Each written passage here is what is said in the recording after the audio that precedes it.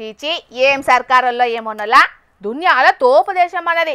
దునియా దేశాల రాకెట్లు కూడా మన తా నుంచే పంపుతున్నామని లీడర్లు గప్పాలు కొడుతున్నారు. కానీ అసలు ముచ్చట వేరే ఉన్నది. ఇంకా ఆడాడ తినేటందుకు బుక్కడు బువ్వ కూడా దొరకని పరిస్థితే కానొస్తున్నది. మేం చెప్పుడు కాదు కానీ ఈ పిల్లగాన్లు తిండి తినేటందుకు ఎంత తిప్పలు పడుతున్నారో మీ కళ్ళతోనే చూడుండ్రి.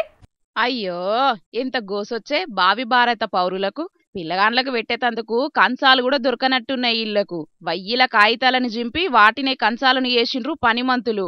ఇంకా నయం నేల జరంత సాపుంటే నేల మీదనే ఓసి తినమనేటోళ్ళు కావచ్చు. ఇలా పని పాత్ర పెట్ట మధ్యప్రదేశ్ దిక్కు ఒక స్కూల్లో పగటి బువ్వకు ఈ ఉపాయం చేసిండ్రేట.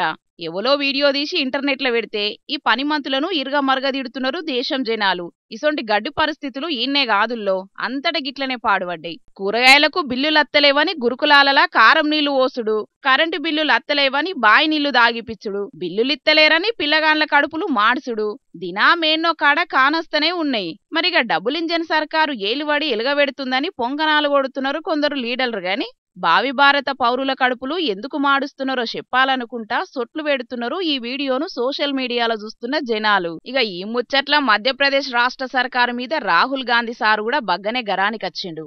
అక్కడి పిల్లలకు మధ్యాహ్నం భోజనం పేపర్ల వడ్డిస్తున్నారన్న వార్త చూసి నా గుండె బద్దలైపోయిందని కామెంట్ కూడా పెట్టిండు. 20 ఏండ్లకు మీదనే బీజేపీ సర్కార్ పాలనల అభివృద్ధి అనేది భ్రమనే, వాళ్ళు పిల్లల ప్లేట్లను కూడా దొంగలించిండ్రని ఫైర్ అయిండు. మొత్తానికైతే ఇప్పుడు ఈ వీడియో మాత్రం దేశమంతటా మస్తు చర్చకు దారితీసింది. మరి అక్కడి సర్కార్ ఏం చేస్తుందో చూడాలిగా.